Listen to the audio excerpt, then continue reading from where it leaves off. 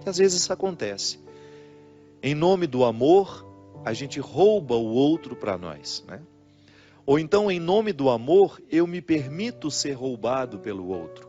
Eu abro mão de ser quem eu sou, dos sonhos que eu possuo, achando que ao abrir mão, eu estou correspondendo ao amor que o outro diz ter por mim. É claro que todo amor comporta renúncia, sacrifício. Mas essa renúncia não pode levar a minha identidade. Mesmo porque para eu me dar ao outro, eu preciso ser dono de mim. O livro, ele fala justamente desse conceito de pessoa a partir do conceito judaico, cristão, que é, para eu me oferecer ao outro, eu preciso ser dono de mim. Só pode dar-se ao outro aquele que se possui.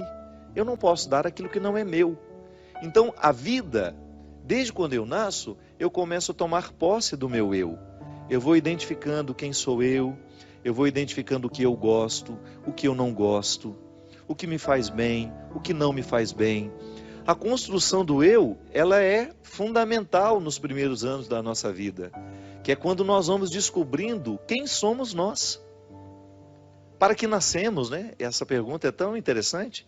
Quando você começa a identificar as suas possibilidades, até mesmo de trabalho, o que me realiza? Tudo isso faz parte da sua subjetividade. A sua subjetividade é como se fosse o cofre onde está guardada a sua identidade. Mas há relacionamentos que nos roubam isso. Quando você estabelece um relacionamento doentio, por exemplo, quando você vai perdendo a sua pertença.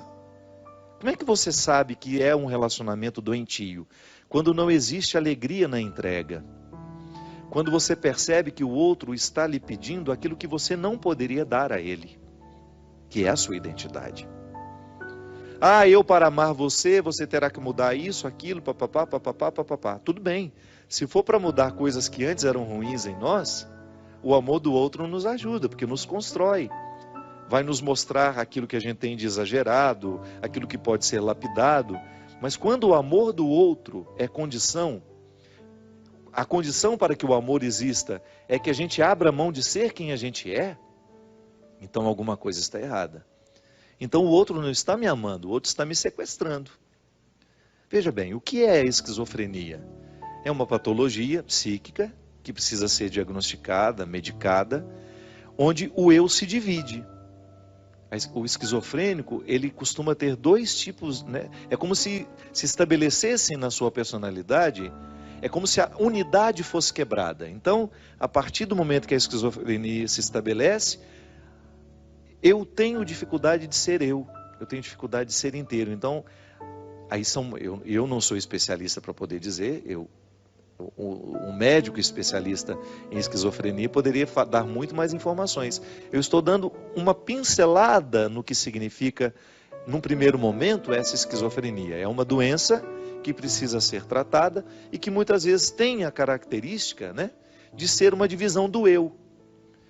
Será que um sequestro da subjetividade poderia desenvolver uma patologia dessa? Olha, o roubo da subjetividade é uma coisa tão doída que às vezes a mente, para poder sobreviver àquele roubo, àquele sofrimento, ela se estabelece patológica, ela fica doente mesmo. O sofrimento é tão grande que aquela pessoa não consegue mais administrar de maneira saudável a perda de pertença. Você poderia estar perguntando, mas padre, como é que uma pessoa pode abrir mão de ser quem ela é? Acontece demais, minha gente, acontece toda hora. Esse livro, ele não foi escrito a partir de teoria. É claro que eu precisei estudar muito ao longo da minha vida para compreender um pouco do mistério humano, um pouco a trama dos relacionamentos. Eu sempre gostei de pessoas. E eu estudei muito como? Lendo. Eu sempre gostei de romances, eu sempre fui um menino que lia muito desde criança. Então isso me ajudou a ter uma leitura do contexto dos bastidores dos relacionamentos, a partir daquilo que eu vi na ficção, mas que eu vi também na vida real. Como padre, eu tenho esse acesso ao sacrário da consciência das pessoas. Então eu encontro muita gente roubada de si mesmo. Gente que precisou abrir mão de ser quem é para ter o outro ao lado. Que isso acontece muito. De repente, eu amo uma pessoa, eu sou tão apegado àquela pessoa, que eu sou capaz de abrir mão dos meus sonhos para não perder aquela pessoa. Então, por exemplo, uma menina sabe que tem um relacionamento doentio com um rapaz. Aquele rapaz não faz bem a ela, ele traz uma carga negativa para ela demais, ele a deprime, ele a joga para baixo o tempo todo, e ela não consegue romper aquele relacionamento. Por quê? Porque ela tem medo de perder aquele rapaz. Ela tem medo de perder o pouco da satisfação que representa estar com ele. Isso é uma dependência, né? A dependência é quando você não é capaz de equacionar o tanto de prejuízo que você está tomando ao ficar ao lado daquela pessoa. Então, geralmente, tem essas dependências afetivas, partem para um autodesprezo, uma relação doentia, gera muito isso. A pessoa se despreza, ela se acha pior, e por isso ela tem tanto ciúme, por isso ela tem tanta posse. O relacionamento deixa de fazer bem, por quê? Porque vira uma espécie de neurose. Ao invés de fazer feliz, aquele relacionamento só traz aborrecimentos. Uma vigilância 24 horas, né? Como se o outro fosse um objeto a ser vigiado o tempo todo, como se ele fosse um animal que precisa de coleira. Você percebe que o relacionamento está sendo doentio pelos sintomas. Digamos que eu seja amigo do Christian e que nós temos um relacionamento doentio. A nossa amizade não passa pelos vínculos da construção, da fraternidade, da solidariedade. Digamos que nós sejamos amigos e que nós somos dependentes um do outro e que nós vivemos um com o outro uma espécie de disputa. Então, sempre que eu puder alfinetar o Cristo, eu vou alfinetar. Sempre que eu puder desprezá-lo publicamente, eu vou desprezar. Aí depois eu vou, corro, peço perdão, faço isso, faço aquilo. Mas depois, logo em seguida, volto a fazer o mesmo.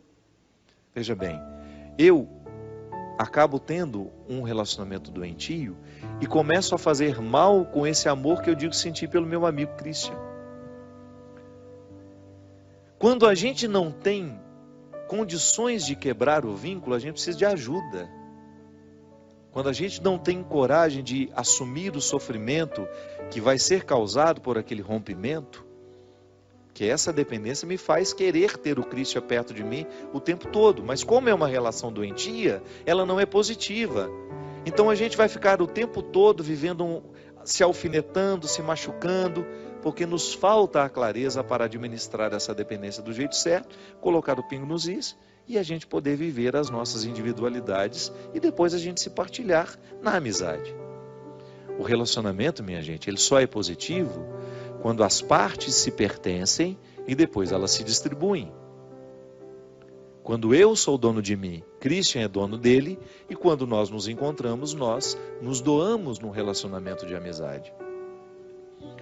Às vezes, as doenças mentais, elas começam assim, em relacionamentos doentios, em perda de pertença. Eu deixo de me pertencer, eu vou abrindo mão de mim, abro mão um pouquinho hoje, abro mão um pouquinho amanhã, porque o outro vai me esgotando, o outro vai me sugando, e porque eu não tenho coragem de me posicionar, daqui a pouco eu perdi a capacidade de administrar. Então o outro torna-se proprietário dos meus afetos, ele começa a mandar na minha alegria. É tão triste quando você percebe que a sua alegria depende do outro e não de você. Alguma coisa está errada. Alguma coisa nós estamos errando, em alguma coisa estamos errando. O outro, ele não é o responsável pela minha alegria. O outro até participa da minha alegria. O outro até me ajuda a promover a alegria, não sejamos hipócritas. Uma palavra ruim que vem do outro lado me machuca. Uma palavra motivadora do outro me ajuda também a ficar mais feliz. Mas o primeiro espaço onde essa alegria precisa ser cultivada é em mim. É quando eu me ocupo de mim, quando eu gasto um tempo comigo, nos meus projetos, no meu empenho. Quando existe uma dependência, um sequestro de subjetividade, a pessoa tem dificuldade de cuidar da própria vida. Você conhece, ou talvez até já tenha experimentado isso em você, quando você vive um relacionamento que você fica o tempo todo procurando onde está o outro, o que ele está fazendo, com o que ele foi, aonde que ele está. E você deveria estar cuidando da sua vida. Esses relacionamentos que às vezes são doentes, eles causam um prejuízo tão grande, gente, porque às vezes uma pessoa vive um relacionamento assim, 4, 5 anos. Eu conheço namoros, experiências de namoros em que a neurose é tanta que a menina, o rapaz, eles ficam o tempo todo se monitorando. 30, 40, 50 mensagens por dia, porque tem de dar satisfação aonde está, com quem está, o que fez, e quando volta, quando o encontro deveria ser para partilhar o dia, para ficar felizes porque estão juntos, é para lavar a roupa suja, por que você não avisou, por que você foi lá, por que você não me falou. Então, o encontro que deveria ser para ser agradável, para construir aquilo que no futuro pode ser até um casamento, torna-se o espaço do cultivo das neuroses. Não pode ser assim. Se você percebe que você está preocupado demais com a vida do seu parceiro e esquecido da sua vida, alguma coisa está errada. Você precisa ter primeiramente a consciência de que a sua primeira responsabilidade não é o outro, é você mesmo. Porque você só pode cuidar do outro depois de ter cuidado de si. Um relacionamento que começa no outro não dá, isso é doente. Ah, padre, mas isso é um egoísmo? Não é não. Isso é o passo certo do relacionamento. Eu só posso dar um passo na direção do outro depois de ter conquistado os meus territórios. A verdadeira caridade só existe quando eu sou livre para amar, quando eu sou livre para doar. Eu não estou agindo por uma necessidade. Porque às vezes até a nossa caridade não é por amor, não, é porque a gente quer aparecer. Às vezes a nossa caridade está em torno do nosso espírito pavão. Eu preciso que o outro me veja, eu preciso que o outro me note, então eu faço caridade, eu faço isso, faço aquilo. Mas aquilo é tudo vazio dentro de mim, não me preenche, não me faz feliz. Meu Deus do céu. A caridade que eu faço precisa estar em consonância com aquilo que eu sei sobre mim. É essa minha liberdade interior me motivando a conquistar cada vez mais os territórios que são meus, conhecendo os meus defeitos, as minhas possibilidades, para que depois eu dê um passo na direção do outro e faça o mesmo na vida dele. Ao invés de ser um sequestrador, eu quero ser um libertador. Eu não quero estabelecer relacionamentos de amizade em que eu faço um papel de sequestrado ou de sequestrador. Só tem sentido a gente estabelecer relacionamentos se for para a gente ajudar o outro a fazer a conquista dessa liberdade interior. É aquilo que a gente fala, né? A gente precisa de ter amigos que nos façam amigos de Jesus. Aprendi com a minha amiga Marina Patrus, lá em Belo Horizonte. Uma frase simples. É verdade. Eu preciso ter vínculos com pessoas que vão me motivar a viver essa liberdade interior. Ah, se quiser me perder, é começar a colocar uma amarrinha aqui no meu pé. Saio fora, vou longe, vou embora. Você sabe por quê? Eu levei muito tempo para compreender o processo da liberdade. Você acha que eu vou dar passos para trás, na direção contrária da liberdade que Deus quer para mim? Não posso, eu não posso permitir isso, sabe por quê? Eu estou pecando contra a minha conversão. Qual é a minha conversão? Qual é o processo que Deus quer realizar em mim? É me fazer ser livre.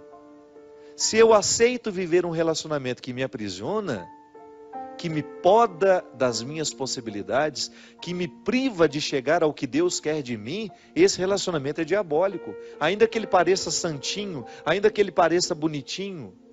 Mãe pode fazer isso com a gente. Você quer um amor mais sagrado que de mãe? E mãe, se não cuida, sequestra sim a subjetividade do filho. Quando ela impõe a ele que ela quer que ele faça isso, que ele faça aquilo. Quando ela não é capaz de compreender o outro como alguém totalmente outro. O meu filho não é uma extensão dos meus desejos. Isso é muito cruel. Eu fazer o meu filho a extensão dos meus desejos. Então eu não fui pianista, meu filho vai ser. Mesmo que ele não tenha vocação para isso, o pobre do menino vai ficar lá dia e noite em cima de um piano, aprendendo um instrumento que ele não gosta, porque a mãe quer que ele aprenda. Não. O amor é, antes de tudo, a investigação das possibilidades que o outro tem. Aí eu entro ali para promover. Se eu posso entrar na sua vida para lhe ajudar a alcançar a sua melhor parte, eu sou bem-vindo. Agora, se eu entrar na sua vida para lhe privar de chegar na sua melhor parte, eu não faço nenhuma diferença. Eu posso perfeitamente ficar de fora. Se for para estabelecer um vínculo de amizade, de namoro, de casamento, que seja com alguém que esteja interessado com a sua libertação. Porque senão, cuidado, esse amor pode ser um cativeiro. Olha, eu vou te falar uma coisa. Se você não leu esse livro, por gentileza, permita-se. Algumas pessoas acham que o livro é um pouquinho complicado nas primeiras páginas. Não é não. Muitas vezes a gente precisa vencer a preguiça. Se você tiver a oportunidade de ler esse livro, leia. Porque é impressionante como a leitura desse livro desperta em nós a consciência de que nós vivemos amarras. Volto a dizer. Às vezes nós não estamos percebendo que estamos amarrados. É porque a gente acostumou com o cativeiro. No sequestro é assim. Chega um momento, depois de muito tempo de sequestro, a gente começa até a ficar amigo do sequestrador. O sequestro do corpo é assim. Você já observou? Já ouviu o testemunho de quem foi sequestrado?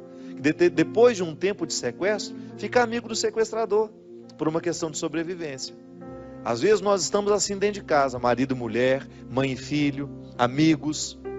Um bando de gente sequestrada que é incapaz de provocar, de dar um grito de alforria e falar: olha, chega, eu não quero viver essa escravidão. Se for para permanecer ao meu lado, se é para estar aqui ao meu lado, que seja para me ajudar a fazer o que Deus quer fazer em mim. Por favor, não venha ser um empecilho para a ação de Deus na minha vida. Isso, minha gente, é uma palavra que pode parecer dura e é necessária nos nossos dias. Precisamos ter coragem de delimitar o território e falar: olha, aqui, se quiser entrar, tira as sandálias dos pés, que meu coração é um solo sagrado. Que Deus lhe ajude nesse processo, que ser livre dá trabalho, viu? Eu sei, estou vivendo o meu processo diariamente, e eu sei onde eu tenho que cortar, as arestas que eu tenho que cortar, as pessoas que eu tenho que manter uma certa distância, porque senão a gente fica território do outro. E o outro acha que tem o direito de fazer o que quer no coração da gente.